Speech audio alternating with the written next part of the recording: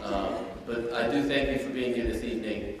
The presentation that we're presenting this evening, and I say we because it's going to be a little bit dynamic. A few of my students from the Principal's Advisory Council are here, so I first want to acknowledge them because this is why we do this work. I see Geraldine up front. I know Isha's here. Sade, you were welcomed by her. Aaliyah, and Jahari is next door with his rehearsal for Dream Girls, which, shameless plug, next Friday, April 29th, is the grand opening of Dream Girls. Please make every effort to attend one of the performances. The students will be performing on Friday, Saturday, and Sunday. I'm very proud to say that I think 5 of the leads in the play are from Mount Vernon High School. So you will get to see them at their best. They almost take on the persona of the roles that they're playing. So it's really outstanding to come and support them and be entertained yourself while you're supporting them. So I mentioned the names. I know some of the young ladies are still outside. Any of my Principal's Advisory Council students inside the auditorium right now? Other than Geraldine and Isha. Why don't you guys stand up, ladies? Round of applause for the students. Hello, Sade. So again, welcome to Mount Vernon High School State of the School Address.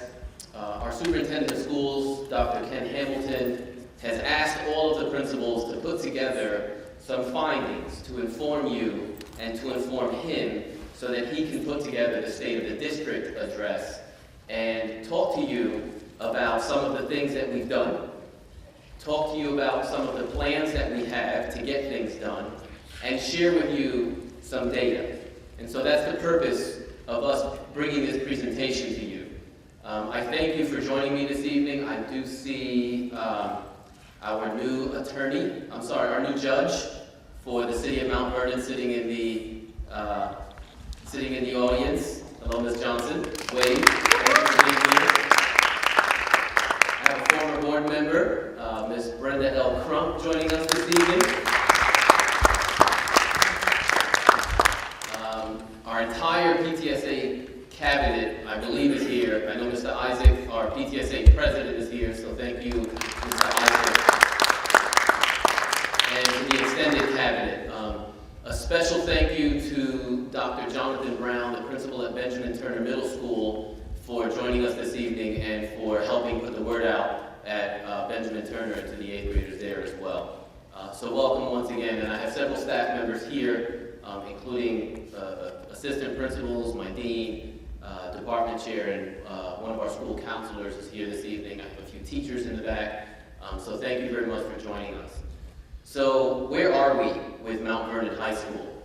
And who makes the decisions for Mount Vernon High School? That's something that I've always thought about. It's not something that keeps me up at night, but it is something that I think clearly about because it's not just me making the decisions. I think that generally in organizations, folks look at the top and think that's where all the decision making is made, and some of the hard decisions are made at that level, but there are a number of people that help make those decisions, many of which I've announced this evening, including the students. So the students push me, right, into making some of these decisions. So for example, what you'll notice in one of in our video clip that we'll play at the end of the presentation is that our students are very dynamic and they know what they want, right? So all you have to do is ask them, what do you want? So Geraldine will tell you she wants AP Psychology and AP Spanish for next year, right, Geraldine? Yeah, she tells me that at least twice a week. And the reason why she tells me that is because that's something we're currently not offering.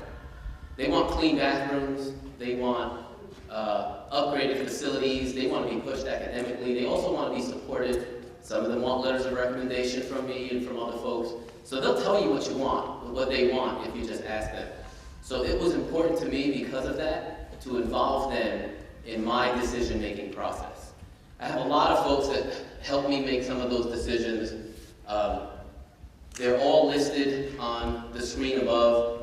So I have my administrative team, 3 assistant principals, Mr. Severin Cornelius, Ms. Pauline Palmer, and Mr. Ricky Stanley make up the assistant principal body. I have 3 department chairs, Ms. Barbara Abbey, Dr. Eric Brand, and Ms. Sue Lang Chua, and I have a Dean of Culture and Climate, Mr. Dan Brady. So that's my administrative team. In addition to the just let me clarify, the administrative team helps mostly with everything related to pedagogy and the supervision of the school. So we conduct classroom observations, we conduct teacher feedback sessions, we conduct walkthroughs, we conduct student hearings and disciplinary matters. We have our hands in every aspect of the school as the administrative leadership team. In addition to the administrative leadership team, I have a school leadership team. So the school leadership team was put together based on the fact that we were identified by New York State Education Department as a focus school. I'm going to explain a little bit about that in just a few short slides. So just hold that thought as to why the SLT was put together.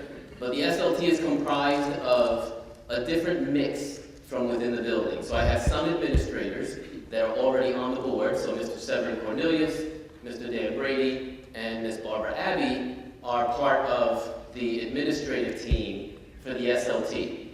In addition to those administrators, as well as myself, obviously, in addition to those administrators, we have two school counselors, Ms. DePaula and Ms. Murphy. We have teachers. Ms. Sewell, who's one of our reading teachers, is also our Title I coordinator for the building, is on our school leadership team, and whom I'm missing.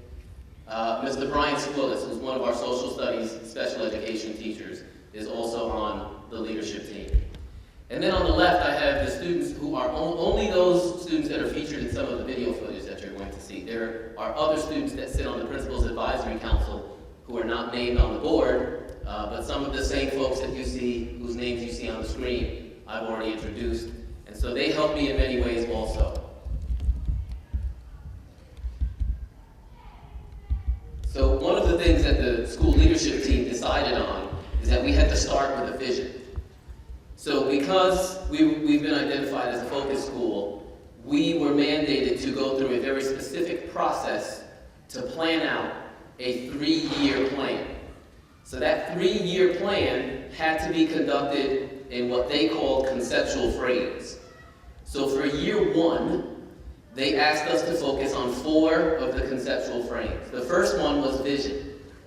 So we had to sit and think about what our vision was for Mount Vernon High School. Now I knew I had the 30,000-foot view of the vision. So I knew where I thought we were going, and I knew the work that it would take to do that. But we needed something on paper, something tangible, something that we would understand, and something that we could start influencing our staff through and start influencing our students through. So we came up with a vision statement that's written up on the screen.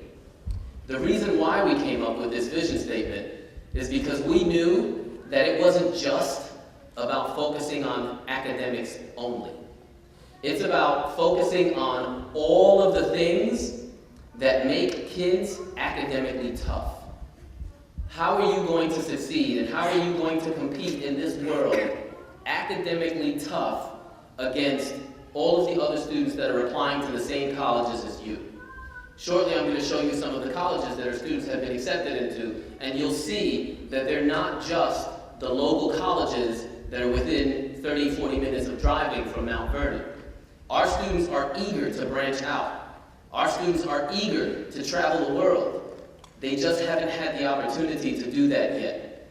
And so one of the things that we did was we set a vision statement that at its core is about being mentally, academically tough, right? So our vision statement is that we're going to inspire students, staff, parents, and community to achieve high level of self-respect and academic success through perseverance. Our students will see school, hard work, and determination as a means for advancement in college, careers, and a global society. It took a long time to condense that vision statement. My SLT that's in the room will definitely tell you that we went through a few different iterations and we hung almost on every single word of that vision statement. That's how seriously we took it. So we wanted the vision statement to be something that is long-term, that you see down the road, that you'll see the fruits of your labor after the students have left you in most cases. You won't see that right away. You won't see what I call brain sweat, when the students are in a classroom and they're engaging in material and there's learning taking place. You won't see that right away with the vision statement, but that's okay, because the vision should be where you're headed. So many schools and many organizations nowadays also adopt a mission statement. So we decided not to focus on a mission statement. Instead, we formed a theory of action. A theory of action is basically an if-then statement. If we do this, then we'll get that. So our theory of action was around a couple of different pillars. We took into consideration the academic push that we wanted to see in our classrooms. We took into consideration who we have on staff and as human capital resources that can help us. And we took into consideration the students and ultimately the academic performance. Why academic performance? Well, that's what New York State rates us on, right? They rate us on ELA, math, and graduation rate.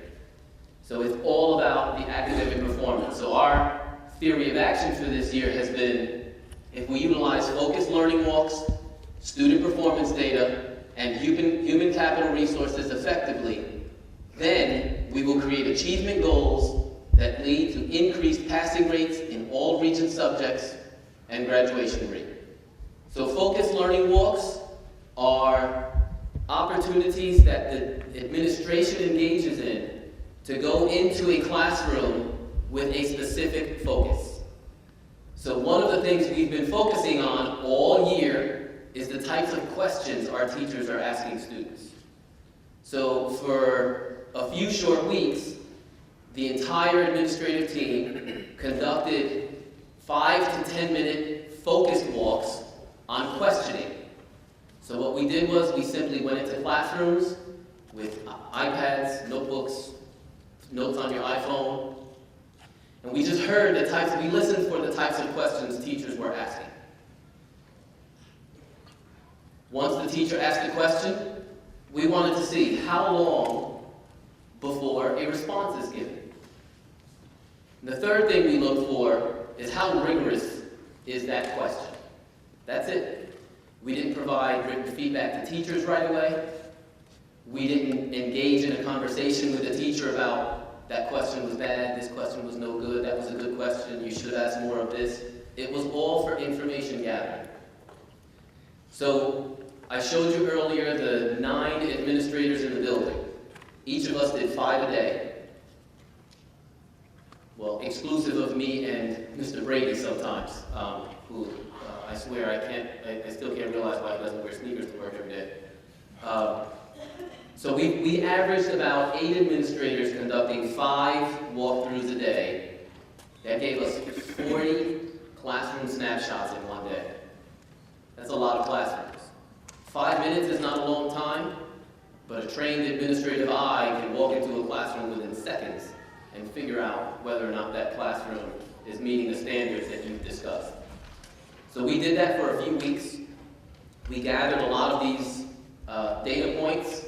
Then we started to have conversations with each other first as an administrative team, and then engaged in some conversations with teachers just to give them the feedback on these are the types of questions that we hear you asking in your classrooms. That can be very powerful, that can be very eye-opening. So that's an example of how we used focused learning walks.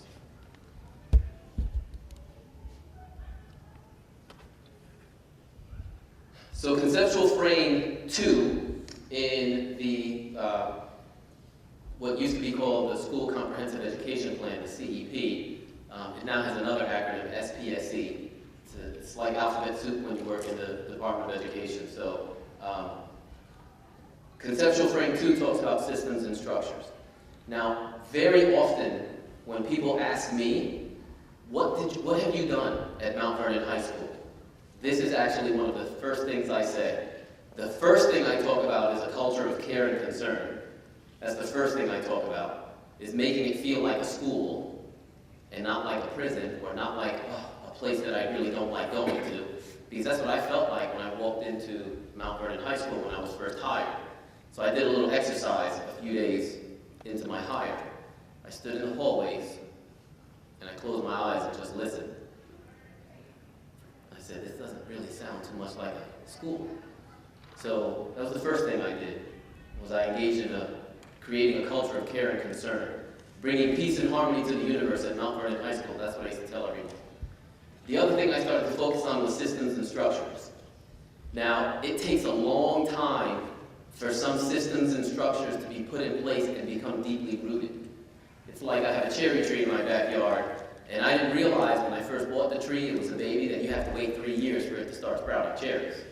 So the first year I was like, where are all these cherries? I was giving it fertilizer, I was watering it, it was looking nice, but there were no cherries. So I didn't realize that it takes 3 years for the roots of most fruit trees, apple trees are even longer, for most fruit trees to steady themselves and the tree bears fruit. So that's what I liken to systems and structures.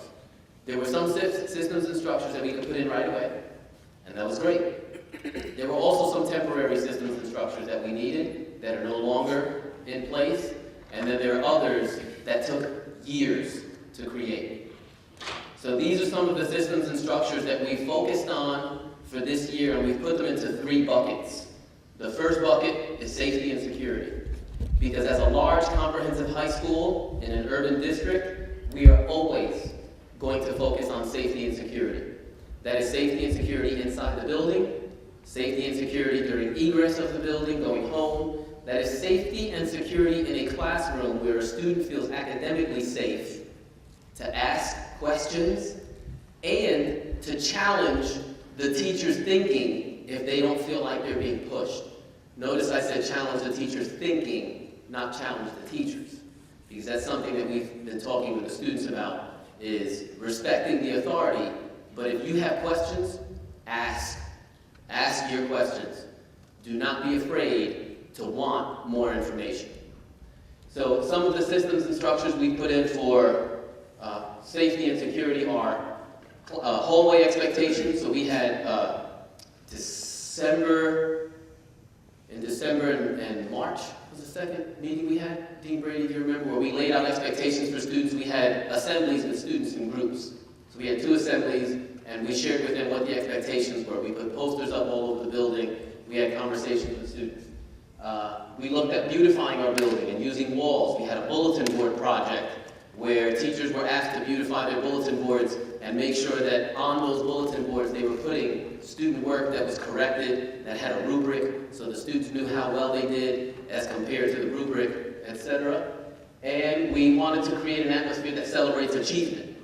So one of the things we did was, and I'll talk about small learning communities later, but one of the things we did was we created honor roll recognition for every small learning community. So the SLCs had separate honor roll celebrations for all of their students. So students from Benjamin Banneker were celebrated by Ms. Abby and her team. Students in Sojourner Truth were celebrated by Dr. Brand and his team, and students in Daniel Hill Williams SLC were celebrated by Ms. Chua and her team, so that we could create multiple celebrations. The other thing we wanted to focus on this year was classroom environments. This is where we've spent a lot of time. So we have a group of consultants that works with us called REACH. It's another acronym, I'm not sure what it stands for. But the REACH consultants are all former principals and or school superintendents that got together and said, we want it, so they retired from being principals, and they said, we want to keep working, we want to make sure we're impacting schools, what can we do? They got together. They were actually the folks running the sessions up in Albany when we were going up as a focus school. So it made sense. Why not hire the people that are training all of the schools in the state? Why not hire them as consultants? So our Deputy Superintendent of Schools, Dr. Gorman, worked with our Assistant Superintendent of School Improvement, Dr. Bennett Conroy. We had a meeting last summer. We signed a contract, and they have come in to support the administration, the leadership, and our teachers. We're focusing on the classroom environment. Some of the things we're looking at in the classroom environment are neat and orderly classrooms, furniture organized in a way that is not in rows and students are supposed to sit there, something that creates collaboration and conversation with students. We're looking at instructional charts. So these are charts that the students can turn to that can take the place of the teacher if the teacher's having a conference with the student or if the teacher's not available to answer a question right away. We're looking at rigorous standards-based, relevant, and recent student work being posted. So I love, big shout out to Mr. Greshus. I love walking into Mr. Greshus' class. Mr. Greshus is our AP English teacher. I'm gonna tell you why I love walking into Mr. Greshus' class. I walk into, so he's got an awkward shaped classroom. You have to sort of walk in past a little wall first, and then the room opens up. And on that wall is all student work. And when you look at it, it's like pages of work. Pages, look at all the girls that have Greshus for AP English. He makes them write, and write, and write. And you know what then he does? He reads, and then writes. He provides such specific feedback to the students in his classes that they'll be able to take that document and know what to do next. So we wanted to make that something that we focused on. We actually use Mr. Gresh's name very often in having conversations with how it can be done. All right, so we focused on that. We focused on teachers utilizing late logs and students arriving to class prepared and on time. So not all of the systems and structures are systems and structures that the students appreciate. Because, as I mentioned, as a large comprehensive high school in an urban district, we do have children that choose to behave irresponsibly. And so we have to engage with them sometimes a little bit differently. There are a lot of layers of support for children that behave irresponsibly, but we want to make sure that they're not ruining, that their behavior and the choices that they're making are not ruining the experiences for the other children. So we've opened up a late room, a sweep room, we started a detention program. There's what Dr. Gorman calls an implementation dip. So we see a dip in attendance when we start doing this, because now all of a sudden the kids are like, oh, what, they're sweeping us? Oh, we're going to have detention now? So then we start working on a few other things. But these are some of the expectations that we've laid out with our students. So the third thing we wanted to focus on is supporting adults and supporting the adult development. So one of the things, how we did that, how we accomplished that, is actually through the SLCs and supporting the youth development. What that did was it created closer bonds between students and staff. Now, we see that as a benefit to the students as well, certainly, but it's been a huge benefit for the staff that are connected to a group of students, so that when we have conversations on the administrative level about a kid, then they know much more intimately what that student is doing. So that's one of the layers of support that we put in. We started teacher-leader professional learning communities. So the REACH consultants that have come in to also help the administration is putting together, or had already put together, a group of staff that are committed teacher leaders, and they've taken time after school with no additional pay to focus on strategies that they can develop as teacher leaders to then now start teaching other teachers. So that's one of the other layers of support that we've put in. And lastly is the focused learning walks with specific and actionable feedback. I shared with you how we used questioning as one of the ways to provide that feedback to teachers. So because we started celebrating students differently and more often and more intimately through our small learning communities, we also started to figure out, wow, we have some really big accomplishments. And so we want to make sure that those accomplishments are acknowledged. So we have a mobile app development bowl that the students enter. It's held at Pace University. Special thanks to, I know Ronnie Cox, who I don't see in the audience this evening, but she's a huge supporter. Michelle, correct me if I'm wrong, she pays for the bus and a few of the other things, a few of the other items that our students need to get up to Pace University. This is only our second year attending the mobile app development bowl. In our second year, what place did we come to, girls? Who's there? Who? Third place. Yeah, third place. We took third place the second year ever going. So you know what the underclassmen said? We gotta win next year. That's music to my ears, right? That shows that mental toughness, that academic toughness that I talked about earlier. That's what that shows to me, so it shows that it's working. So the really cool thing about the mobile app competition is that it's all created by students. They're creating a mobile app that goes on your phone that will, so that there's always a theme. So the theme for this year was connecting, supporting the older aged population through technology and making a connection with them. So the students in the Mobile App Bowl created an app. They wrote all of the coding and everything themselves, all of the software, created an app that's a one-stop shop for everything. They can make phone calls, they can do grocery shopping, they can do live chats, they can play games, all via one app so they don't have to scroll through the phone. Big print to make it easy to see, or big font, I should say, to make it easier to see. Outstanding. They created their own logo. They did that with Mr. Pritchett, our our print shop and graphic arts class. And then they worked with Mr. Burnside, who is our technology teacher, alongside Mr. Pritchett, to once that app was developed and once the logo was developed, to write the coding in the software. So they took third place, so I'm very excited about that. FBLA, you can clap. FBLA, I can't say enough about the FBLA. I'm always so pleased at how our students perform everywhere, but particularly as future business leaders of America. So I have a few of you in the room. Sade Leslie won second place in New York State. Second place qualifies her for nationals.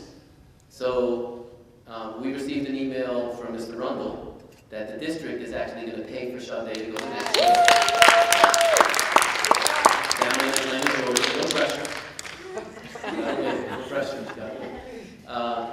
And then I know that Jahari, and she's not here, Ashleen, took 5th, made the finals and placed 5th for business ethics.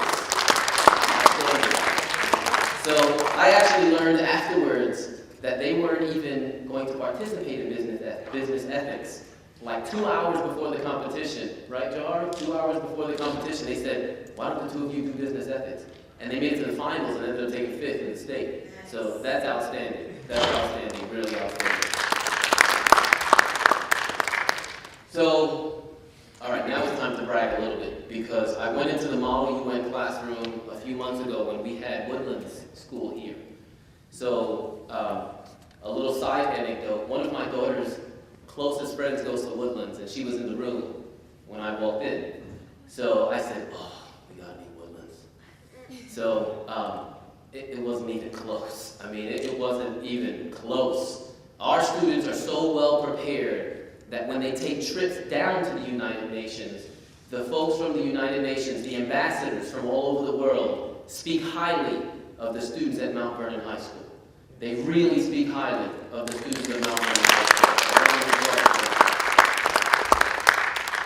We have College Week, which we do College Application Week, which we are now doing every year. This year, during College Application Week, we conducted on-site interviews with all of the colleges.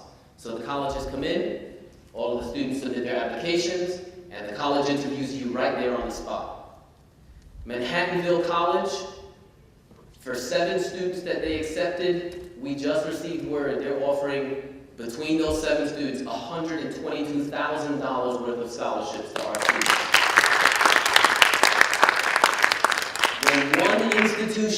When one institution is offering one school $122,000 in scholarship money, that is very impressive.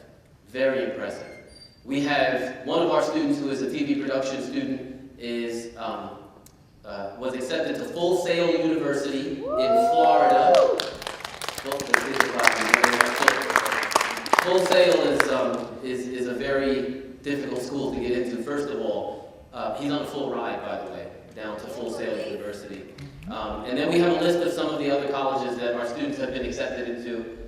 We have Boston University, Hofstra, Monroe Honors, Mercy Honors, Oakdale, California, South Carolina State, and Coastal Carolina. So I mentioned earlier, our kids are not looking for 30, 40-minute drives only. They're looking for 4-hour flights to California. Or how long does it take to California? 4? 5? 7? 7 now? So now let's talk about, so we celebrated the students, and now let's talk about what the New York State Education Department uses to monitor progress.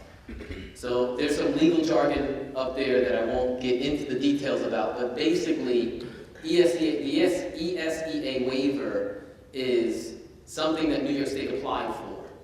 And as, in addition to that waiver, whereas one of the requirements to qualify for that waiver, New York State had to identify schools into certain groups.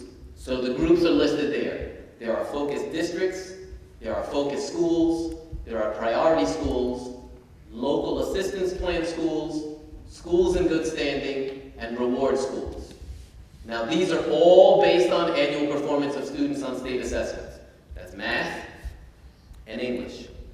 So by virtue of the ESEA waiver, all schools in New York State must be identified into one of these categories.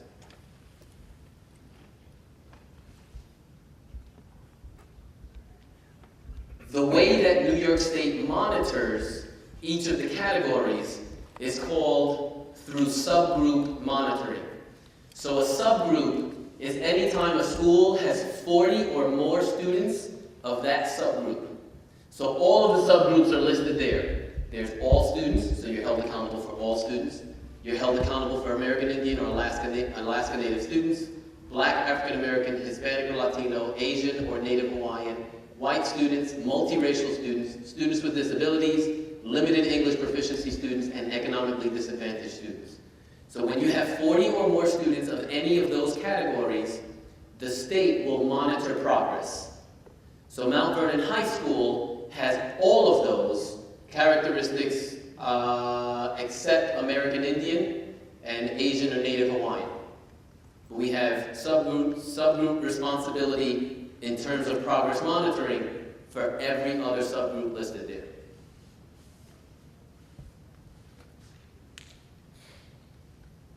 So in order to be designated a focus school, you have to be in a focus district. So Mount Vernon is a focus district. Mount Vernon High School is a focus school. Within a focus district, the school is identified as a focus school if it met any one or more of the following. The 14-15 Combined English and Math Performance Index for one or more accountability groups that we just showed you, the subgroups, excluding the All Students Accountability Group being at or below the focus district cut points. So I'm going to share with you what the cut points mean, what they are, and what they mean shortly. So keep that in mind because that one's very important, that second bullet. The 2010 4-year graduation rate total of the cohort as of August 31st, 2014 for one or more of the accountability groups of the school, excluding All Students Accountability Group, being at or below the focus district cut points, and the accountability group for which the school has been preliminarily identified has not shown progress. So if all the schools within the focus district do not meet the criteria to be a focus school, then the district will not be a focus school. The district will remain identified as a focus district. So for the 15-16 school year currently, Mount Vernon High School is still designated as a focus school. All right, I know that can get a little bit confusing, but just think back to the subgroups that we announced and performance index for English language arts and math and graduation rate. So are our subgroups meeting or surpassing the cut points that New York State puts out? That's basically, in a nutshell, what you need to think about. So, what did the state do? After they created cut points, they raised the cut points. So Mount Vernon High School had been identified as a focus school. So what you have listed on the left column is the 2012-2013 cut points that were created and stood until the 14-15 school year. So if you look down, the cut points were set at 46 for all of the subgroups, 15 for students with disabilities, 18 for English language learners, and 55 for economically disadvantaged. That's what the cut points were set at. They raised the cut points by 9 or more points, 15 in most categories, so that the 14-15 performance index cut point is now set at 61 for all of the subgroups, 29 students with disabilities, 27.5 English language learners, and 64 at economically disadvantaged. So what do you think Mr. Gonzalez did? He looked at what our scores were on the 14-15 report card. So if you look on the right, the green, for math, we scored a 56. Look at the old cut point score, 46. We scored a 70 in ELA. Look at the old cut point score. What does that mean? That means that we met or surpassed the cut point before it was raised 15 points. If you look at Hispanic students, we did not make it in math, but we did make it in ELA. Look at students with disabilities. We actually made it in English even though the cut points were scores were raised, and barely missed it in math, although they were raised, but would have made it in both had the cut points stayed the same. And the same holds true for economically disadvantaged. So we just got back from Albany. We went for Tuesday and Wednesday's session up in Albany, a 2-day focus school workshop, and it pained me to hear the presenter from the state level say, you guys should have been off the list, but they changed the cut point scores. So we would not be a focus school had they not increased the cut point scores. Now I get it, that's the reality of where we are, but it stings a little bit. It stings a lot, quite honestly, because the progress that we made is significant. It is not to be overlooked. It is not to be taken lightly. The progress that we have made as a school overall would have met and surpassed the cut point scores that were set during the 2012-2013 school year and stood until last year. So for 2 consecutive years, those cut points were set at that left column, and then they were raised to the column in the middle. So that's a really important point to note. So if you look on the column on the right, the places that we still have a lot of work to do. So if you look at ELA, we actually made AYP, which is called Adequate Yearly Progress. So when you if you Google New York State, Mount Vernon High School, New York State report card, it'll tell you all of this information in much more detail and all of the educational jargon. It'll tell you in one section of the report card whether or not the school is making adequate yearly progress, AYP. We made AYP in every category in ELA, all of them. Every single subgroup we have, we blew it out of the water in ELA. This year's senior class is outstanding. Now we have a lot of work to do. We have a lot of work to do with math instruction. I think a lot of principals will tell you that the low scores in math instruction have a lot to do with the Common Core implementation and the uncertainty around it.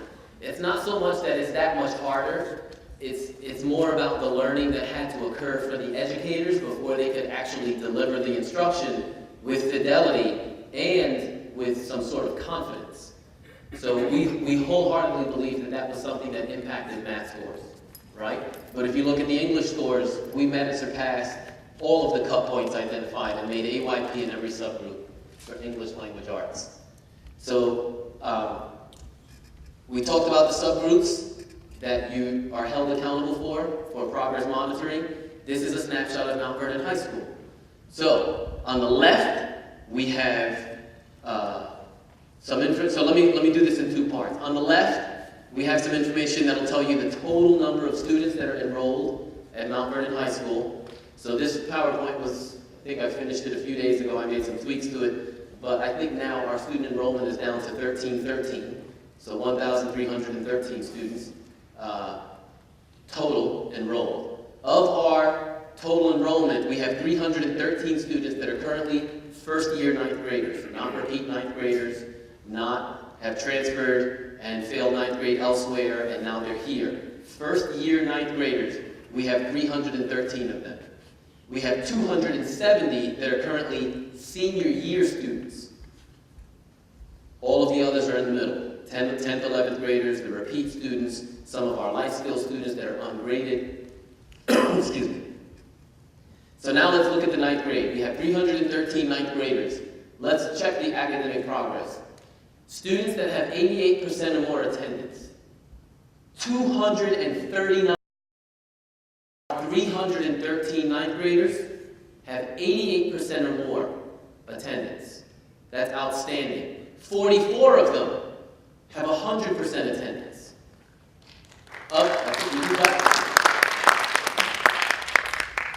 Of the 313 students that we have, 210 of them are on track to receive all of their credits by passing 5 or more classes. So in order to matriculate from grade 9 to grade 10, you need 5.5 credits and 1 Regents exam. And right now, as it currently stands, remember this is old data already because now we're ending the 3rd marking period. But as it stands with our 2nd marking period data, 210 students were passing 5 or more classes. So parent engagement numbers and activities, we've had PTSA meetings attendance rising, we've seen a dip, but there has been a steady number of parents that continue to show up at our PTSA meetings. What I am most pleased with is that at our last PTSA meeting, Mr. Isaac, correct me if I'm wrong, we had 9 or 10 students attend the PTSA meeting. So that's huge because we really did want it this year to be a parent-teacher-student association, not just parent-teacher association. So that's been outstanding for me to see. So now let's look at the right side. So these are the subgroups that we're going to be held accountable for this year's seniors. Interesting, we have almost a 50-50 split of males and females. So 131 females, 139 males. Only 7 ESL students, which means it's less than 40. We will not be held accountable towards meeting AYP for this year's senior class of ESL students. We will be held accountable as a school because we have 89 ESL students in our building. But for this year's senior class, there's only 7. We have 62 students with disabilities identified, free or reduced lunch, 157. That's economically disadvantaged, by the way. This is how they calculate that subgroup, by the number of students that receive free or reduced lunch. And 19 at reduced, and in terms of ethnicity, 5 Asian, 238 black, 1 Indian, and 26 white. So that's the breakdown of this year's senior class, so that you can think through which accountability subgroups we're going to be held accountable for on the New York State Progress Monitoring. So of our current senior class, so in my office, we have a data wall in my office that lists all of the seniors. It tells me how many credits they have, and it tells me what the highest score on every Regents exam they've taken is. So what I've done is I've pulled out the number of credits, and ELA scores, and math scores for the purpose of this presentation, because again, New York State cares about graduation rate and ELA and math performance. So right now we have 206 seniors that have 15 or more credits. 206, those are what we call on track. We have a few students in the bubble, and then we have a few students that are off track. So in my office I have them in colors. The on track are all green, the kids in the bubble are yellow, and the ones that are off track are red. And then we provide layers of support to them differently depending upon where they are, right? So 206 students have 15 or more credits. Let's look at ELA. So of the remember we had 270 seniors. Of the 270 seniors, 215 of them have already taken the ELA exam. So why not all of them? Mr. Gonzalez, don't you need that English Regents to graduate? Yes, you do. This does not take into consideration the students that are alternately assessed. So some of our life skills students and other students with disabilities that do not take assessments are not counted in this. Some of the students that have already left Mount Vernon High School but stay on our rolls do not count, also count in that. and students that may have entered into other programs. So GED, Job Corps, ELC, any number of alternative settings that they may have enrolled in. That's probably why they haven't passed or taken this exam yet, the ELA. But if you look at the numbers, you can see how we're performing. So 171 of the 215 received a score of 65 or higher. The minimum score to receive credit for the Regents is 65. So we have, of the 215 students that have taken it, 171 have already achieved that mark.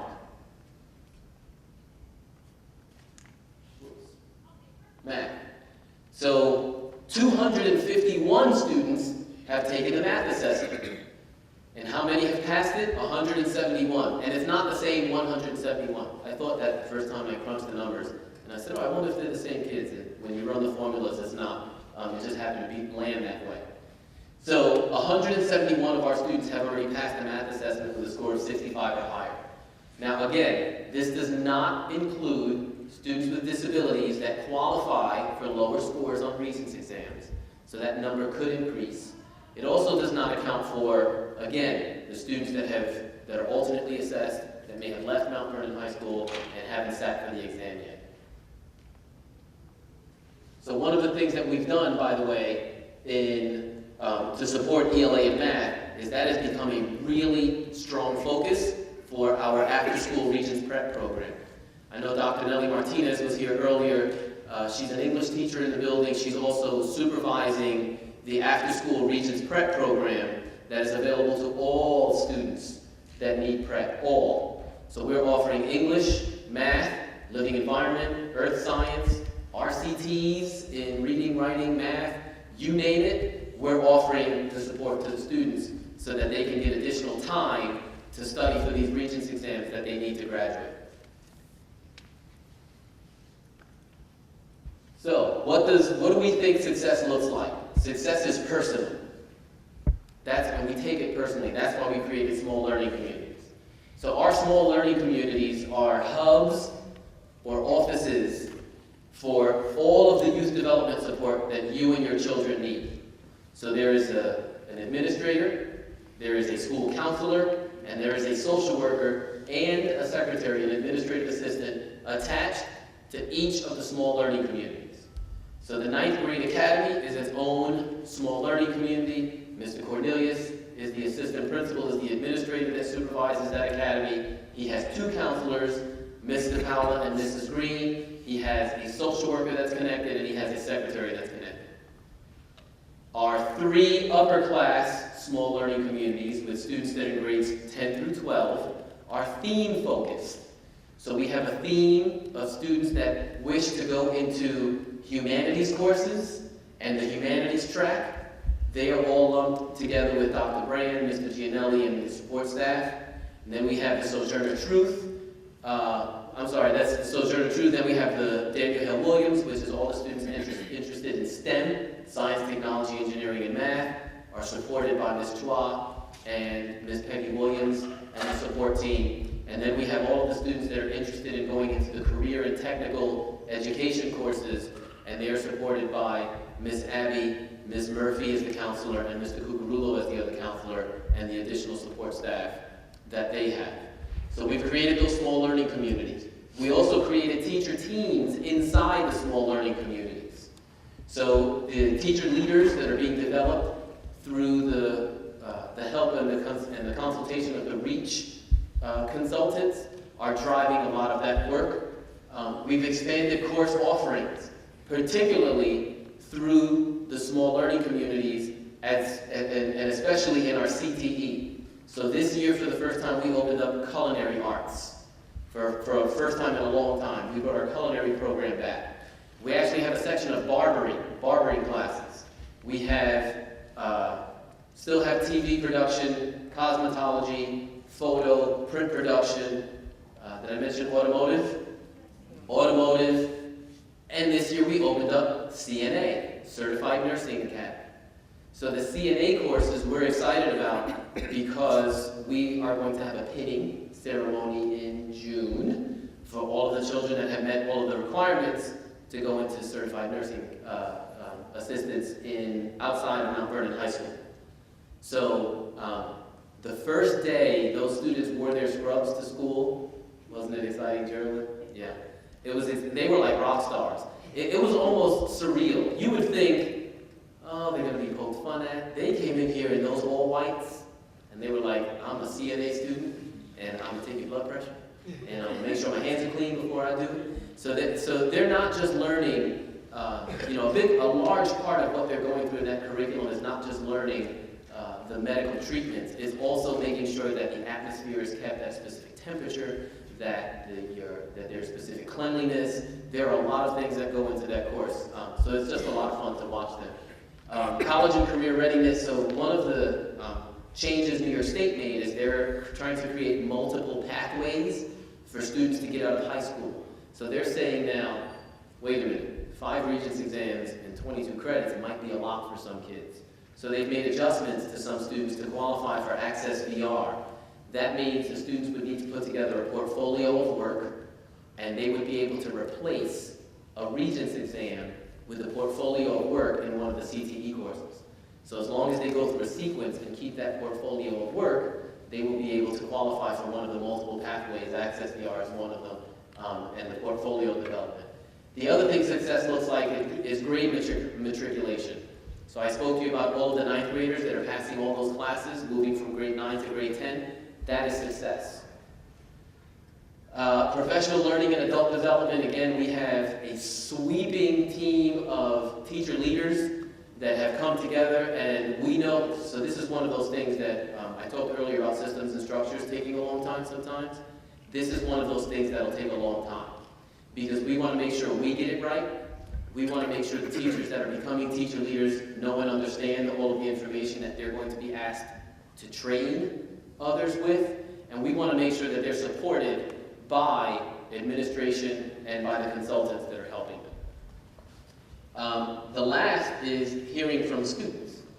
So,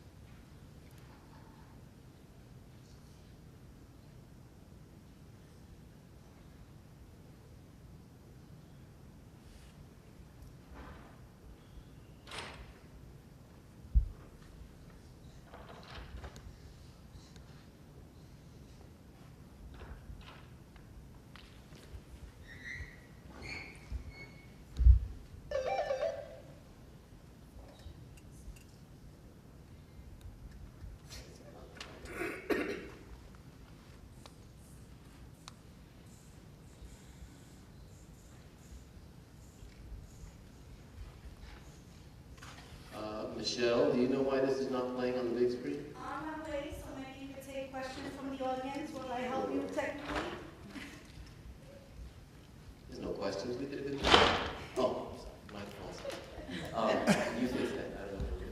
All right, we'll figure it out. So just bear with us, because we took a lot of time with students on Monday and some staff to conduct some interviews, and they're all in the room, and I know they want to see themselves on TV. We are going to be playing the interviews that we conducted with the students and the staff through the public access channel that we have here in Mount Vernon as well, so you'll be able to see it in its entirety. So do bear with us, but if there are any questions, please let me know what your questions are. I would actually like to take an opportunity to bring all of the students up that are here tonight to both acknowledge them and give them a few minutes of floor time. So I actually wanted to do that after, but why don't I do that now? So all my Principals Advisory Council students, come on up.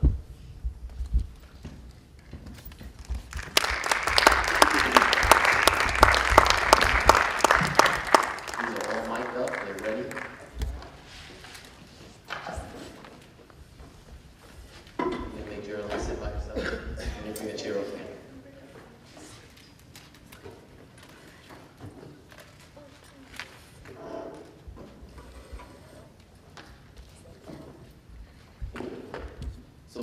I tried to pride myself in this year is informing the students as much as possible.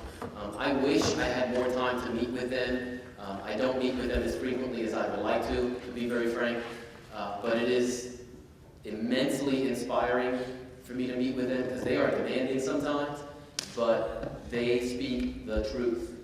So I just started taking notes in Principals Advisory Council meetings because they're giving me work to do.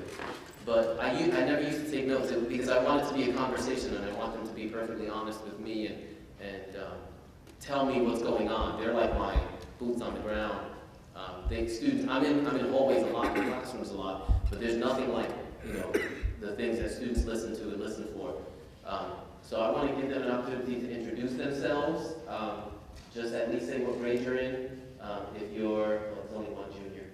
Everybody else, maybe you want to say what college you selected already? Start on this end, Elliot. Good afternoon. My name is Aaliyah Dinkins, and I'm a senior, obviously. And I have chosen Hofstra University, and I've received a $35,000 scholarship.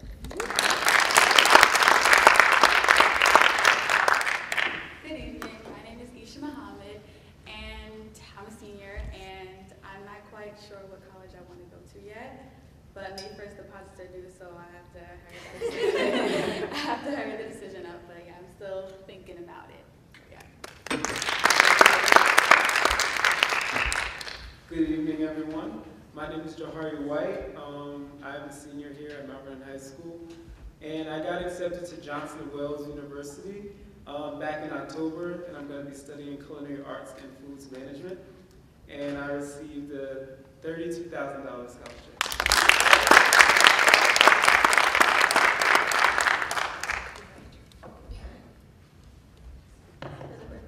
Good evening. I'm Geraldine. I'm a junior here at Mount Vernon High School. I haven't applied to any colleges yet, but I'm looking at NYU and Stony Brook.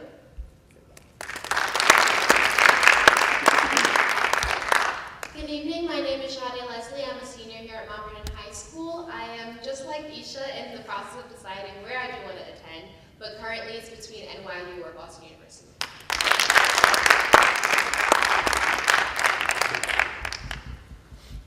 So if any of you have any, I'm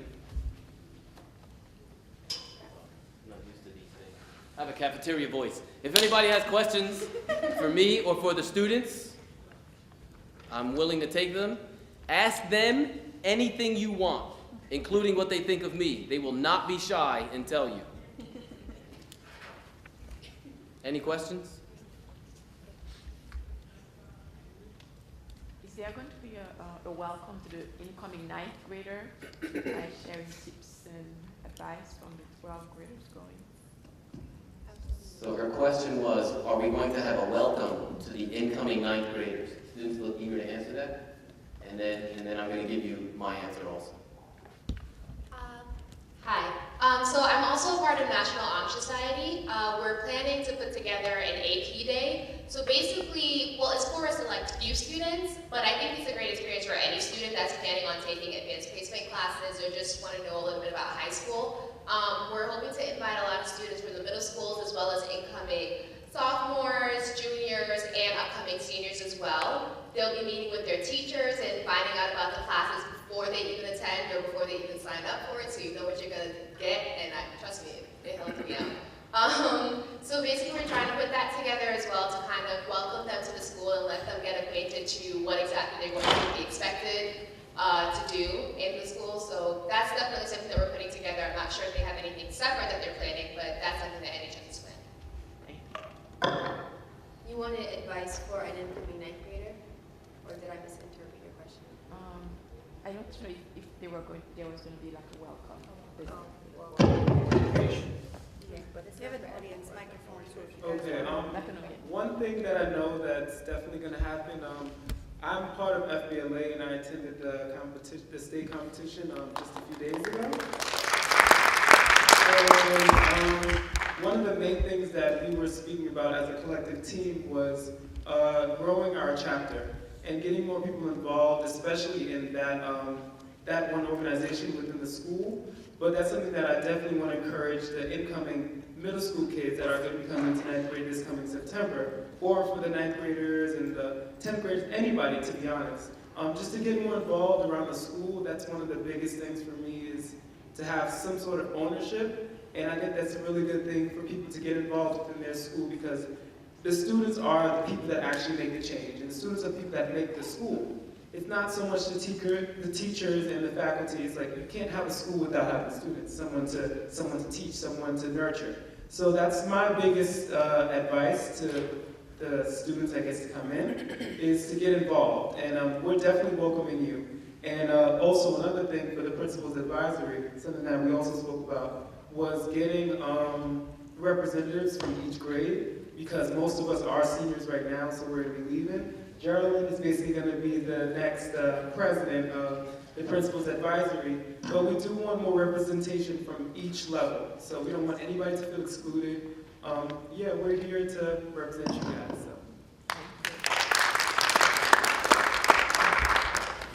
So in addition to, It's a question. oh, I'm sorry. But let me just finish answering the question also, because in addition to the insight that our students have led, in addition to the insight that the students are giving, I just actually spoke with our assistant principal for 9th grade, Mr. Cornelius, and we're actually now in conversations about doing an orientation before the end of this school year, so that we can start having conversations with the 8th graders. There's a lot of paperwork that we also want to get out of the way. It'll give us opportunities to engage in conversations with them. So it's something that we've talked about doing now. If it's not done before the end of the school year, then we are absolutely going to have a bridge orientation during the summer in the building for all the incoming 9th graders. I had a question. Yes, sir. How do you guys feel, who are seniors, about the changes that are coming as a result of the passing of the bond that you will not be able to experience the benefits of?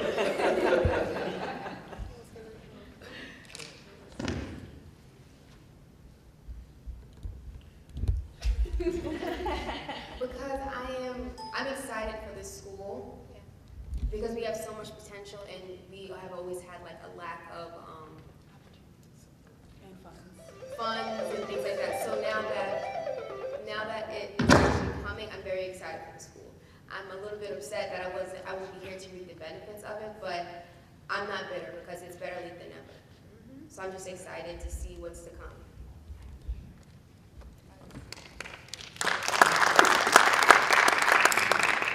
Yeah, I'm definitely really excited for the up-and-coming changes that are happening, not only to the school in particular, but to the district. I was born and raised in Mount Vernon, and my mother was as well, so it's like, this is all I know. Mount Vernon is like a big part of me. I mean, I've traveled a lot, I've been other places, but I'm deeply rooted to Mount Vernon, and I go hard for my city. I mean, it is what it is. But yeah, I'm definitely happy for the next generation to come, that they're going to be able to experience these great things.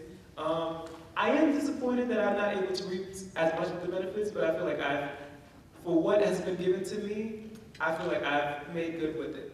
So, yeah.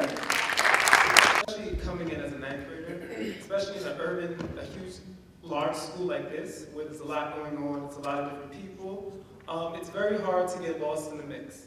It definitely is. I'm not gonna lie, it's just gonna be realistic about it. But as an individual, you have to find your way. And some people, it takes you a little bit longer. But one of the biggest problems that I did see, not only this year, but years that have came before, something that we have all brought up to Mr. Gonzalez, and he's working towards fixing it, was how the administration and the staff kind of put out information to the students. It's not always put out in the best way. Some students either don't even receive the information at all, or it's like during a time where they can't really listen to it, like you're in a class, it's just not an appropriate time. So that's something that we're working on, and I think as an administrative body, I think that's one of the biggest things that we have to work on. But again, as Sade said, the student has to take that initiative to want to do these things. So it does start from within yourself, and it does take some people a little bit longer, but it will happen eventually if they want it to happen. And also something else that I would say too, a lot of the information that I personally found out were through my fellow students. I think that we often miss the fact that networking is not just with adults, but with the actual students too. Birds of a feather flock together. So if you find that community, those people who are goal-oriented, who want the same thing that you want, trust me, you will find out opportunities, you will find out things that you never even thought would be possible in Mount Vernon High School. So I would definitely say that's something that you can suggest to your student or to your child as well, to find those people who are looking for the same thing that they are. So let me just respond to that question, then I want to transition because the video is a few minutes long. It's not grossly long, and it's going to be the first time they get to see it, so I do want to sit and watch. So one of the things I've been thinking about is how we get communication out. Someone told me you have to communicate, you have to over-communicate, and then when you're sick of communicating, you have to communicate again. So kids love social media. I am not on Twitter, Facebook, Instagram, Snapchat, whatever else you guys use. I don't use any of that stuff. I don't have profiles anywhere. It's too time-consuming for me. But one of the things that I've really thought about is creating a Mount Vernon High School Facebook page and or Twitter account and having someone else man it because I won't have the time to do it, nor probably the tech savviness, as you can tell from tonight, to actually run it. But it is something that I've considered. I know the seniors have a Facebook page, and when anything happens for the seniors, if they miss a meeting, it gets posted on the Facebook page, and then all of a sudden they're all informed. So I'm embracing that, but cautiously. So let me just ask the students to come sit back in the audience so they can watch the video, because Brother Arthur, many props to you in the back for helping me figure this out.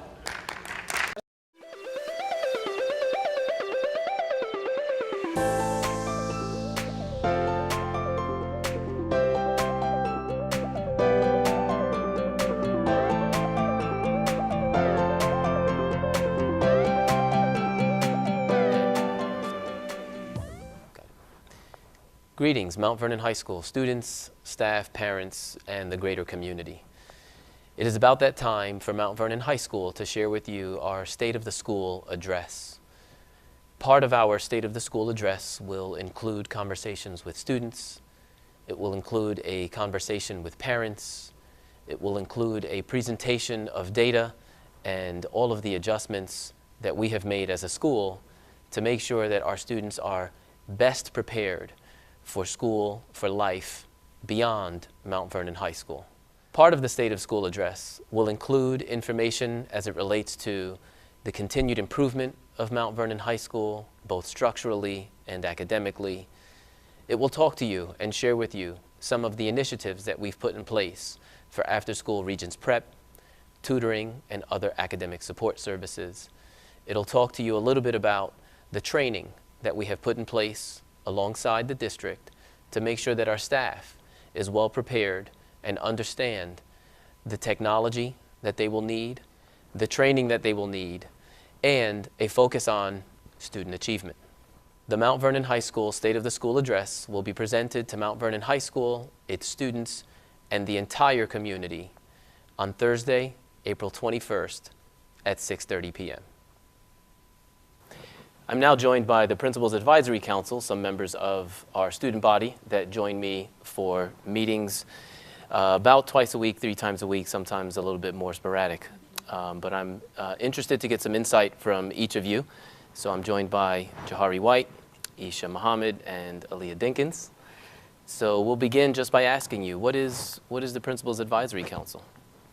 Well, the Principal's Advisory Council is a group of dedicated students that are basically like the liaison for the student body to the administration. So they help refer any problems, any issues, or to give any suggestions to help improve the school in itself. How do you see your role as the liaison to the principal? Do you feel like students know who you are and they trust you to bring these issues to the principal? And when you meet with me, do you find that I'm responsive to the issues? I feel as though those who know us trust us, but I wouldn't say that everybody in the school is aware of the Principal's Advisory Committee.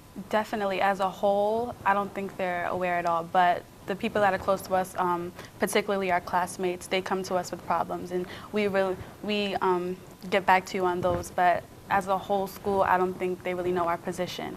But as far as you being responsive, I feel like you're 100% responsive most times. So I'm now joined by 3 additional students from the Principal's Advisory Council. We have Sade, Brianna, and Britannia. So when I often meet with students, and then during the last segment when we met with Jahari, he mentioned legacy. So I bring that up because you 2 of you at least, Sade and Britannia, you shared that students that were on the Principal's Advisory Council the last year sort of pushed you to do that. Do you think it is something that is that important that before you leave, you would have conversations with the underclassmen, the juniors, to say, hey, we really want Mount Vernon High School to continue to prosper, and so we're handing this torch down to you? Yes, I definitely think it's something important to carry on. I mean, nothing's ever going to be perfect. There's always going to be some kind of change that needs to happen. So I think it's very important that with every single year we have those new voices coming in talking about what they find issue with, because what we might be okay with doesn't really work for them. So I think as students, new students come in, our school needs to evolve. So I think it's very important for us to have those new voices coming in.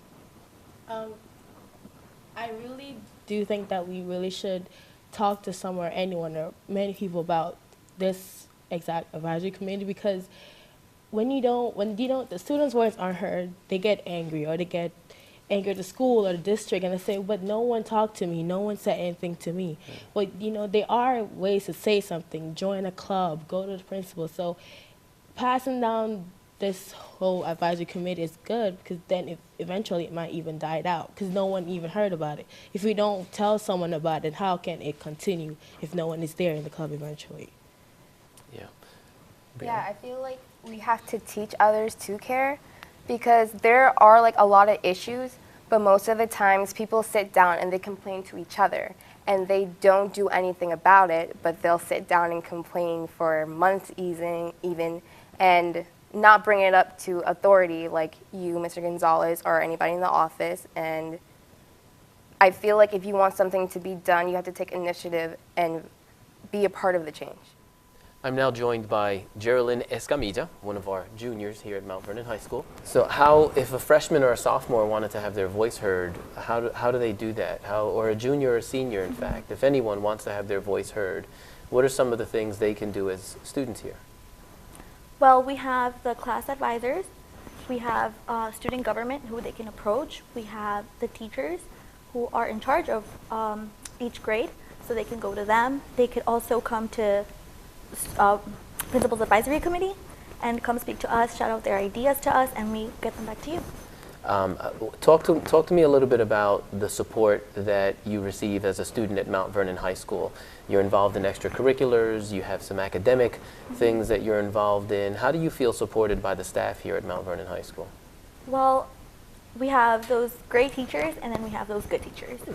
So like Mr. Gushes, just by listening to us, by expanding all these books into our setting, it's just amazing. The debates we have, the history teachers, guidance counselors are great. They're a great support system. You're a great support system. There's all these teachers around that we could always approach to. And if it's not one, there's another. So we're always feeling supported. But specifically because we have so much going on in our high school careers.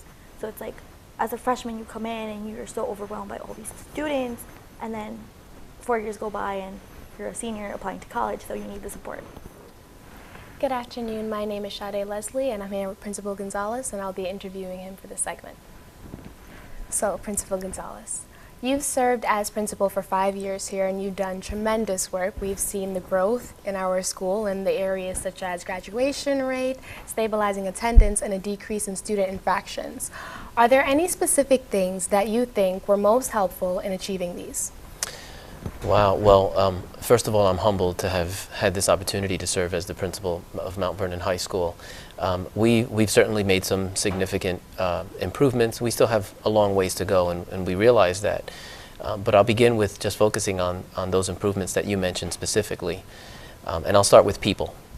We have an outstanding staff. We have a great group of people, both inside Mount Vernon High School as well as outside of Mount Vernon High School, which expands to the community, which expands to our parents, which expands to alumni that have come through Mount Vernon High School and share their sense of pride of what it means to be educated at Mount Vernon High School.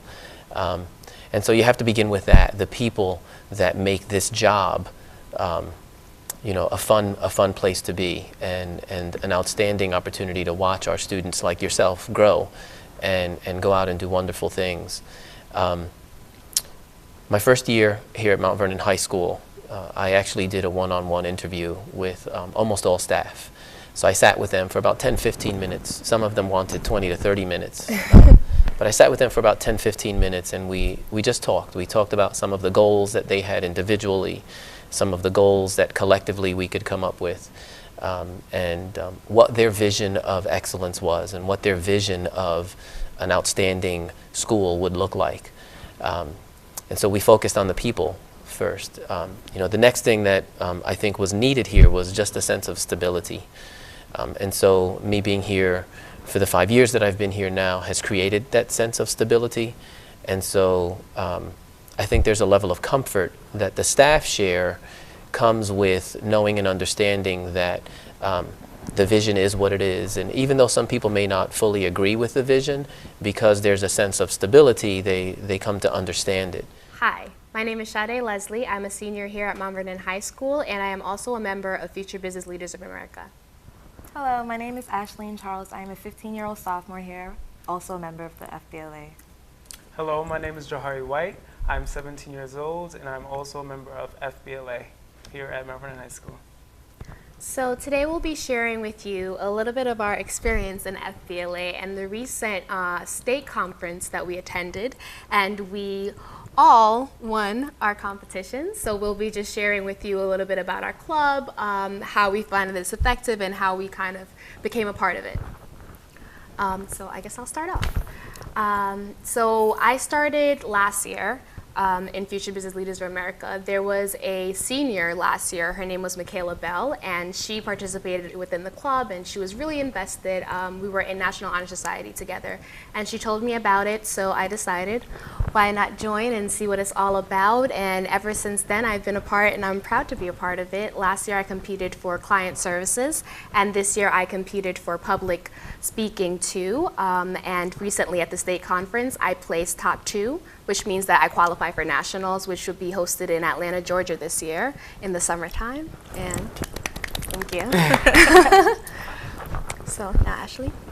Well, this year, it was actually a funny story how I became an FBLA, because I just walked into class one day, and it was just like, oh, you want to be an FBLA? Sure, why not? just walk in the club. And it was actually nice. Like, I met new people. I got hands-on training, I guess, like on, I got to be a part of the voting delegates with Jari here, and it was really nice. Like, we had little meetings, and we got to meet new people, and it was a fun experience. So my experience was pretty similar to Ashleen's. Basically, I started this school year, and Mr. Burnside was just like, there's a organization that I want you to be a part of, and you need to do it. So I was just like, okay, all right, I might as well. I mean, it's one more thing. It's gonna look good on my resume. And I had heard about FBLA before, but I wasn't really too sure about what they exactly did. So once I finally started going to the meetings and stuff and learned a little bit more about what they actually did, I was like, okay, this is something that I would like to be a part of, especially because one of my main goals is to be an entrepreneur and ultimately own my own business, because I don't really want to work for anybody. I'm just going to be honest. So yeah, it was definitely a great experience being in this, in this club. And during the state conference, Ashleen and I, we competed for business ethics, and we wound up making it to the finals, and then ultimately we placed 5th. So I was really proud about that, because we didn't have much preparation at all, pretty much like 2 hours before the competition. And we did our best, and we did a great job, so I'm really proud of us, and I'm thankful for this experience.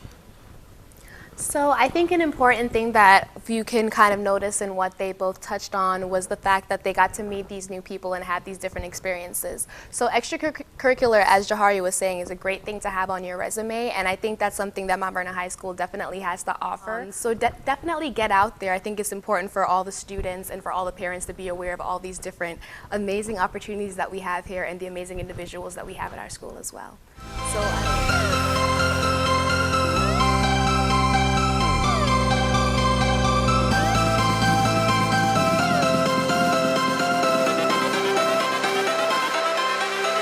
life.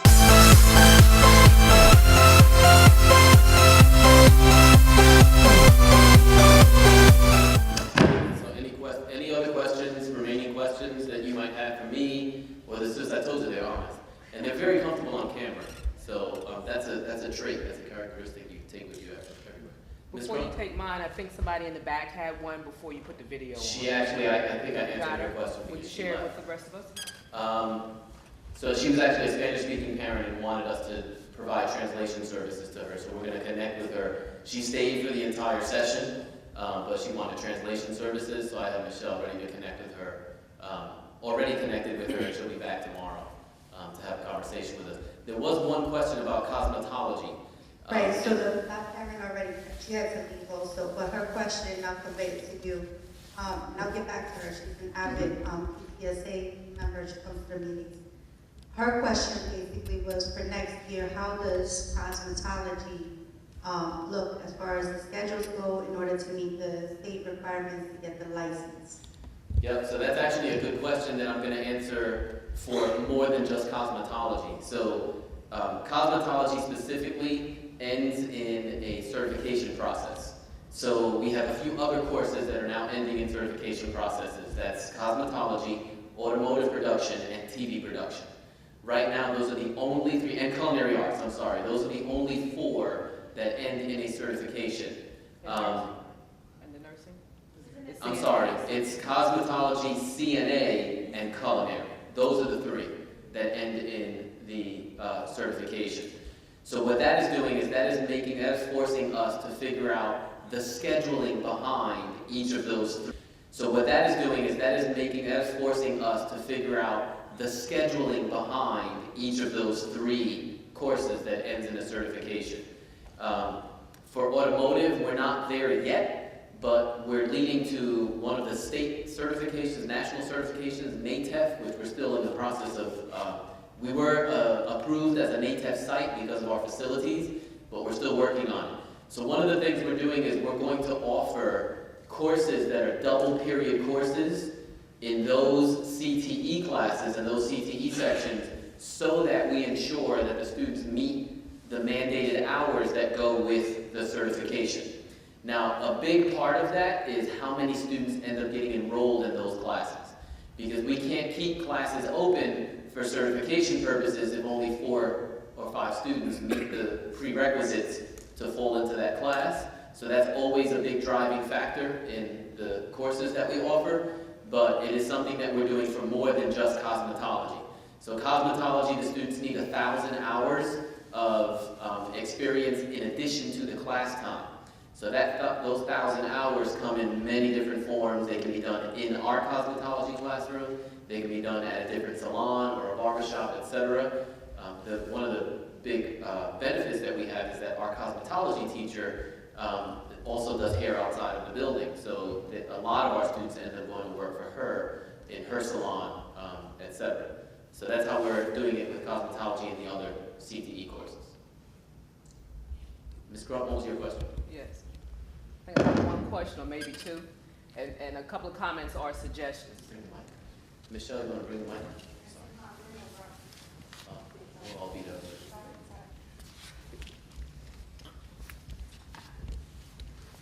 Sorry, I guess I don't have Mr. Gonzalez's cafeteria voice. One is I just want to offer a suggestion and kind of ask, have you looked into as far as trying to get the freshmen involved and also the juniors and sophomores, but maybe like the freshmen, I guess, coming in because it is overwhelming to kind of have upperclassmen adopt a freshman and not just maybe can't do it for the entire year, but at least the upperclassmen can try to adopt them for maybe a week or so, to try to have a crash course with them in reference to all the programs and stuff that's offered in the school. So one suggestion, if you haven't already thought about it or implemented. That's a great suggestion. It's what they tell me all the time. And we are actually, we want to do that strategically. We want to make sure we pit up the right students with each other. So one of the things we're doing for next year is we have a select group of 9th graders now that are in our AVID program. And so they're going to move up to grade 10, and then we're going to open up 2 new sections of AVID of the incoming 9th graders. We're going to start with those students. The 10th graders are going to work with those 2 groups of 9th graders in that sense. On the broader scale, that takes a lot of effort to make sure that the students that are the students that are supporting those underclassmen are doing it for the right reasons and the right purposes and teenagers can be finicky, and I don't want them to, I don't want the underclassmen that are receiving the support to not receive the right type of support. So that's something that we're cautiously approaching, but they tell me that all the time, the students do. You said you had another question? Yes. Brother Arthur, I see you in the back. And then also, another question, but then also, I guess a follow-up to what you said in reference to the parent that needed the translation. This is something I just want to offer again that I always offered as a school board member and just as a parent to the district, and I'm glad to hear that you're going to address it with that parent, is that when the district is planning events or flyers, to always consider our ELL, English language learners, and the ESL, English second language learners, parents and students, or community people when we're planning, so that it doesn't appear to be an afterthought or an after thing with them. So I'm glad to hear that you're going to follow up with her, but I'm just putting it out there again that we, as a district, plan ahead to be all-inclusive and to find out who's attending so that we can accommodate them accordingly. And now my question, in reference to the principal's advisory, how are the students selected, or how does the group come about? And then after you answer that, I guess I'll go ahead and interject this question as well. In all of our schools, we have a small pocket. It's not the majority, it's a small pocket of children that face whatever challenges and kind of create challenges throughout the building. Is there any targeted focus to them to try to get them to be a part? Because that's a separate voice than that of your AP honors students, your students who are focused. They're in a different mindset, a level of culture or family background and so forth. So is there any targeted effort to get those type of children to be a part of the principal's advisory? Yeah, let me answer the second question first, because I know Jahari especially wants to answer your question about student selection for the principal's advisory council. He's already grabbed the mic. But my neighbor. So supporting the students that don't always behave responsibly or have come with challenges, we've done everything from gender-specific assemblies and meeting with students that fall into that category. So we've had groups of boys that we know have a lot of those characteristics and display those behaviors all together in one group with a guest speaker. We've had district attorneys come out, we've had members of the community, we've had reformed, formerly incarcerated individuals come in and speak to them. We've had performers that are, the last year, 2 years ago, actually, we had Grandmaster Melly Mel come and talk to a group of students. So we do, a lot of different supports for different students. So in addition to the gender-specific assemblies that we'll have with students that behave, that show those behaviors, we also do grade level assemblies. So all of the 9th grade will come together. We do SLC specific assemblies. So the counselor will have sessions with those students. We do individual counseling. We meet with our SLC teams, which always includes a social worker, to get their expertise. I always admit that sometimes is not my expertise. So I need to rely on the clinician to help me. Just today, I had a clinician helping me. I think I spent an hour with her, helping me through a situation where one of our children had actually put herself in a situation that was not the best of situations, but it was deeply rooted in something else, something that had some trauma that she had experienced. So whether it be individually working with those children in small groups, engaging in conversations with them, I sometimes join in on post-suspension or pre-suspension conferences with parents and children so that I can learn what those things are.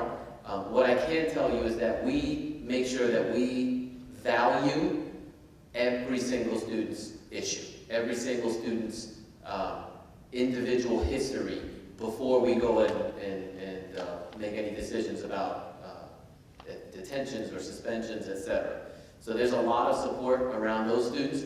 What I find is those students generally do end up on the Principal's Advisory Council or some other leadership role in the building.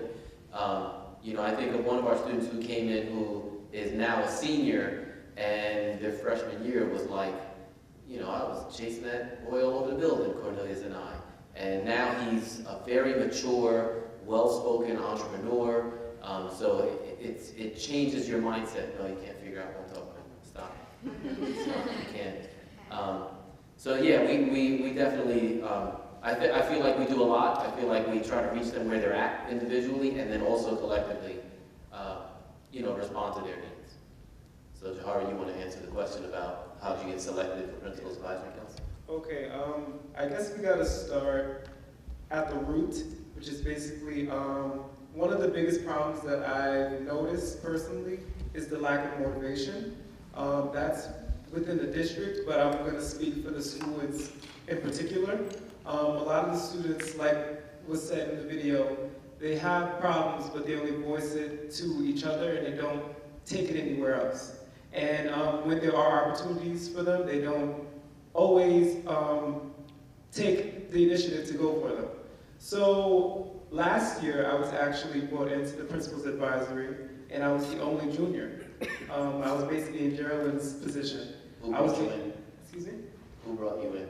Shandell, Anya, and Tamara, basically, but mostly Shandell. Other students? Shandell Pfeiffer, he was probably the biggest supporter. And he really tried to get me involved a lot in leadership roles for the next year because I guess he's seen something in me. But so this year, once everyone else graduated, I was the only standing member of the Principal's Advisory. And I wanted to take the initiative to not let this this group die out because it was very important to me. So I contacted the people that I know would be motivated and would be dedicated to this group because if you don't have any dedication to anything, it's not going to stand. So I contacted some of my closest friends and people in my class that I knew, that would want to take on this, and I got them involved. But Mr. Gonzalez wanted to have the criteria for joining this program to be a little more strict.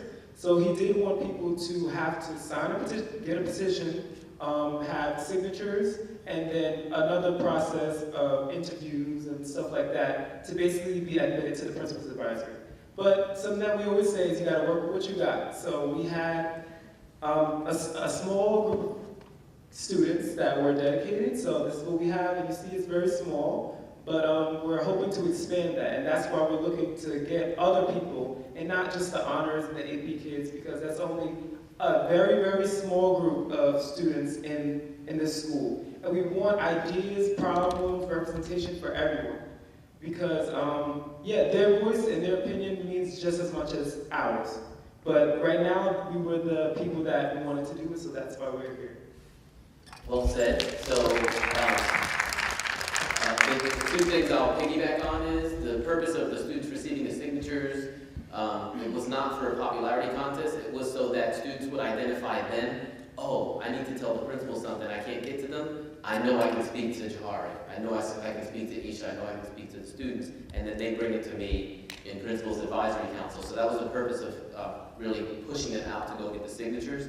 And I think in terms of the interview, I think you're confusing the principal's apprentice, which I wanted to do. Principal's Advisory Council, all you need is your signatures, and you're on board. There's no academic criteria whatsoever connected to it, but you do have to be motivated to go out and get those signatures. Is there a bulletin board or something that's displayed in a prominent area in the school that stipulate that these are the advisory council people and that the student population can come to them? Because as they said, everyone, I'm sure, out of, 1,300 students in the building don't know them. So the question, I'm sorry, the question was, is there a bulletin board or some way to identify the students? The answer is no, we don't have a bulletin board, but that's a great idea. And I will make sure, I know that you'd love to get your pictures taken, I will make sure that we do that moving forward also. I see a question, Ms. Johnson. I just had a really quick question, because I know it's getting late, but how much money will be spent towards outside learning opportunities? And I say that because field trips and being able to take the students to other places are so important. So as I, throughout the years, have had contact with various schools through the Parents Against Teen Violence program, and I spoke to a lot of students, they would always express interest in maybe watching a trial. In particular, my side is law. And indeed, throughout my years of being an attorney, I've been in court where I had a classroom of students who came in to watch a trial that I was doing.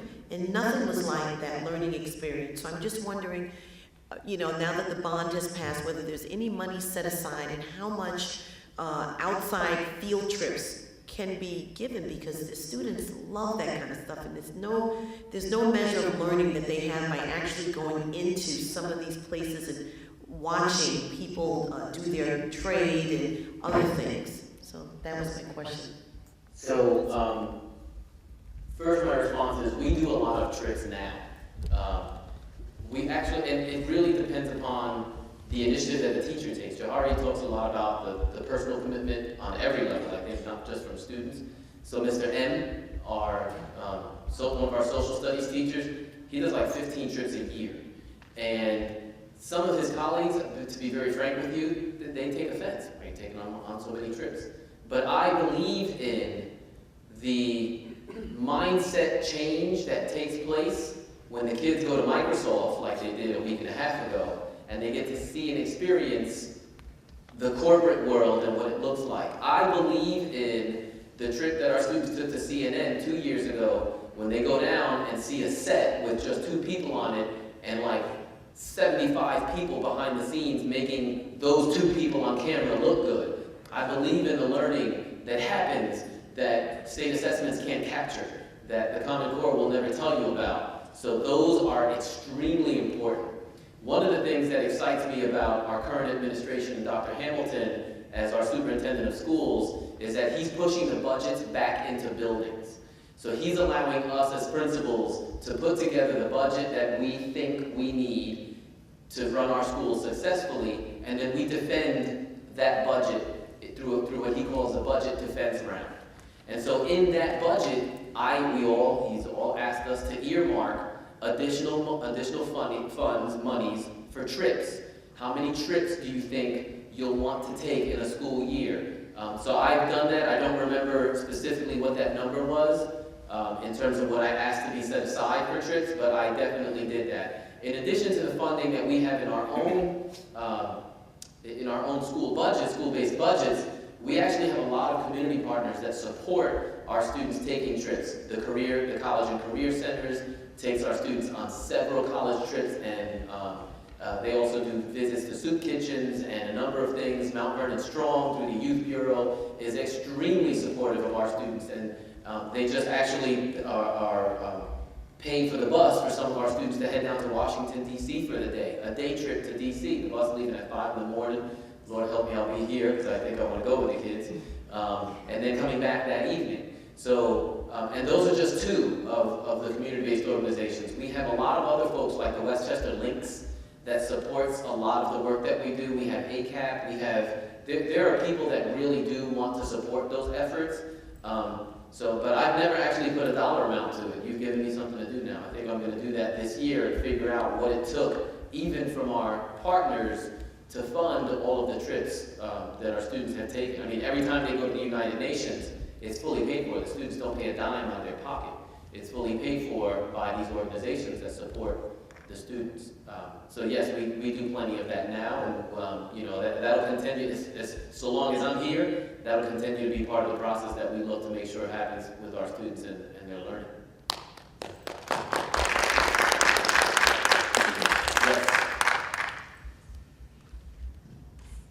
I have a two-part question. The first one is we had some challenges in September this year when the children started off, the beginning of the school year.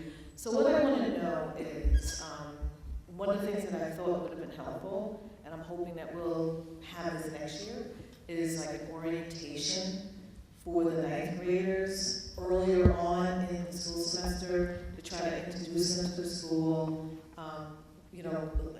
explain to them what the layout of the school is, what to expect, give them an idea of, the courses, and what they're expecting to see throughout the rest of the school year.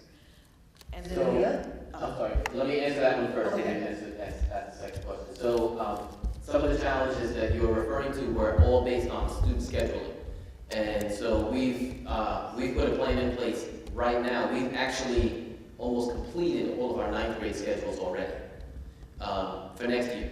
So the incoming ninth graders, their schedules, there are a few other logistical things that need to happen. We're guesstimating right now because we don't have their final year grades yet, right? So we don't know whether they're going to pass the English class or fail the math class or pass the living environment regions.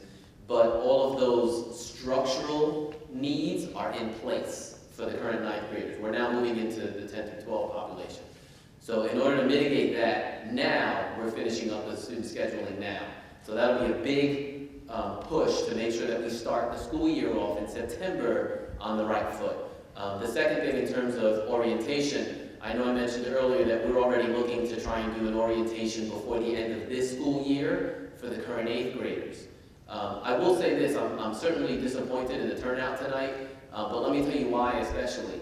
So the postcards that you all received home that says State of the School Address, we sent that to every eighth grader in the district as well. So that went out to every parent of an eighth grader at every school that has eighth grade. Benjamin Turner, Amy Davis, Pennington, and Graham received those same postcards because we want them to start being informed now.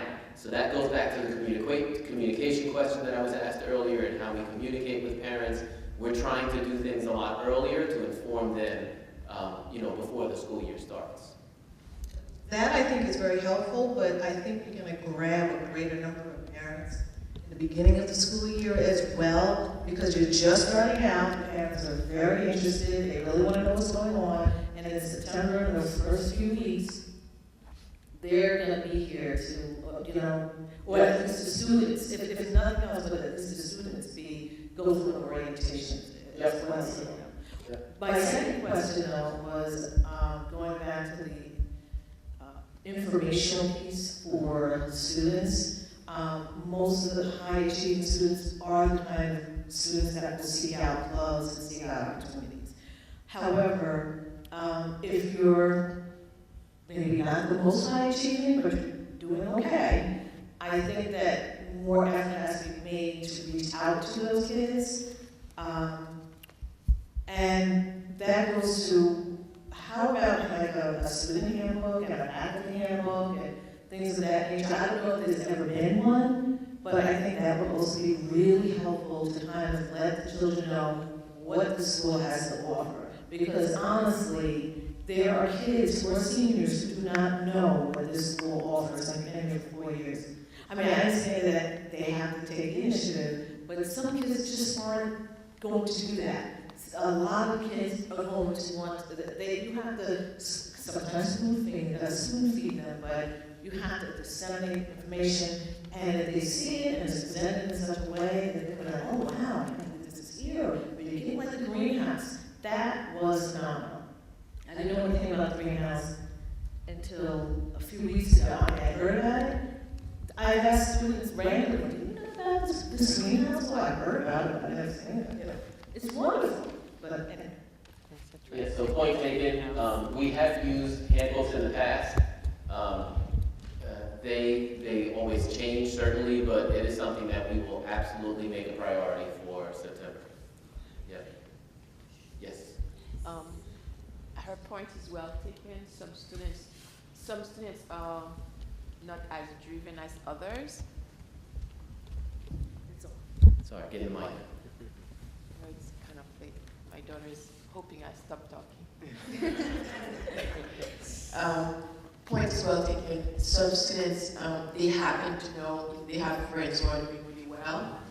The case for my son is interested sometimes, but a lot of times he doesn't know about what's going on. I think the Facebook page with the different activities that are going in the school, that parents can go on it, and also students may help with that, disseminating some of the information. So let me respond very briefly to that.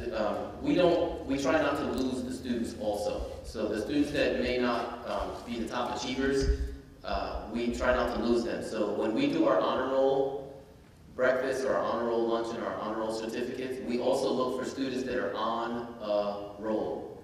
So maybe they're not the top achieving students, but they seem to be getting themselves together and now they're on a roll. So we always acknowledge them also. So it's not just the highest achieving students that receive those accolades. We definitely try to focus on a high number of the other students. Brother Arthur in the back. Yes, and I have a cafeteria, boy. I work at AB Davis. The speaker before last time stole my thunder, but I just want you to know the importance of maybe coming to AB Davis and the other junior high schools, because at this point, most 8th graders know what school they're going to go to.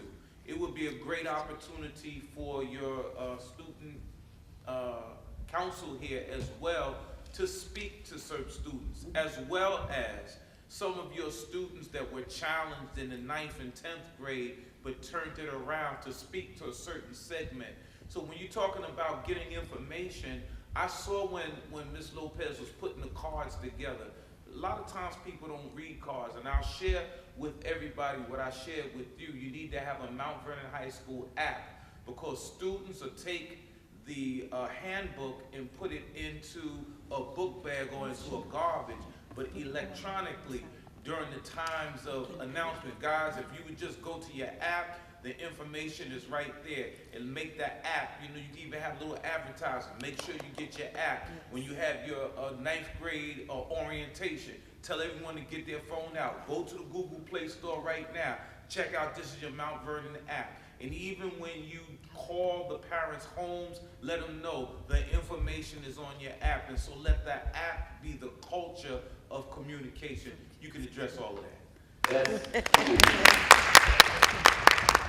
Well beyond my understanding of technology, but love the idea. I will say that we've actually already done presentations at the middle schools. Our counselors have gone in. I do anticipate having additional time with the 8th grade parents, Dr. Brown, who was here earlier, Mr. Witham, Ms. Davis-Marrow, and Dr. Hunter McGregor each have opened their doors for us to go in and speak to the 8th graders, because yes, the lottery is already done, so they should know. Those of them that have selected Mount Vernon High School will know, and they can get that information. Our students can build the app, by the way. Students can build the app. Yes, the mobile app, next year's mobile app competition. And in addition to that, just the website, the Mount Vernon High School website, do we have one? Yeah, so is it up and we running? know the website needs to be updated. We've gone through a change of infrastructure. So the district page was completely redone, and we're supposed to be receiving support to redo the high school pages. And so Mr. Burnside, our technology teacher, will be the point person for that. So I know the hour is late. I thank you very much for coming and for staying this late. Please join me in clapping for the students that stayed here this late. Wait, one of the students had a question. Geraldine, or a response. I do have a question. It was just more like to point it out. I'm a junior, so there's so many events going on, there's so many things going on that I created a website. Not because we have a Facebook page. So I created a website so the parents that weren't on Facebook or too on Facebook, hands on, they can access the website So it's like, this, I don't, do you guys have a website, the seniors? We were supposed to, but. Well, anyway, the juniors have a website, so parents can go on that. And we're hoping to get the sophomores and the freshmen to have a website, so you parents can go on and like check, because everything's online now. So I just wanted to put that out. Thank you, Geraldine. Thank you folks, I do appreciate your time. Get home safely, and please next time bring a friend.